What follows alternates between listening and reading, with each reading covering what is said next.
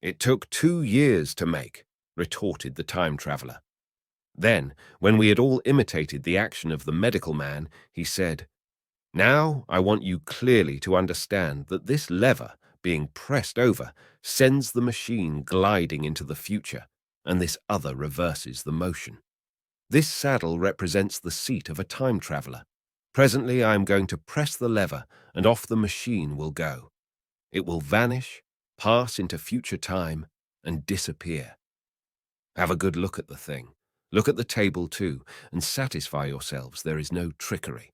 I don't want to waste this model and then be told I'm a quack." There was a minute's pause, perhaps. The psychologist seemed about to speak to me, but changed his mind. Then the time traveler put forth his finger towards the lever. "No," he said suddenly. "Lend me your hand." And turning to the psychologist, he took that individual's hand in his own and told him to put out his forefinger, so that it was the psychologist himself who sent forth the model time machine on its interminable voyage. We all saw the lever turn. I am absolutely certain there was no trickery. There was a breath of wind, and the lamp flame jumped.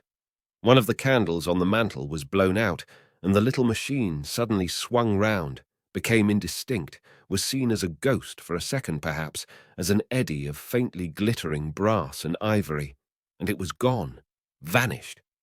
Save for the lamp, the table was bare. Everyone was silent for a minute. Then Philby said he was damned. The psychologist recovered from his stupor and suddenly looked under the table. At that, the time traveler laughed cheerfully. "Well?" he said, with a reminiscence of the psychologist. Then, getting up, he went to the tobacco jar on the mantel and with his back to us began to fill his pipe. We stared at each other. "Look here," said the medical man. "Are you in earnest about this? Do you seriously believe that that machine has travelled into time?" "Certainly," said the time traveller, stooping to light a spill at the fire. Then he turned, lighting his pipe, to look at the psychologist's face. The psychologist, to show that he was not unhinged, helped himself to a cigar and tried to light it uncut.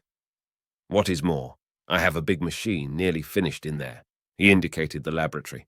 "And when that is put together, I mean to have a journey on my own account." "You mean to say that that machine has travelled into the future?" said Philby.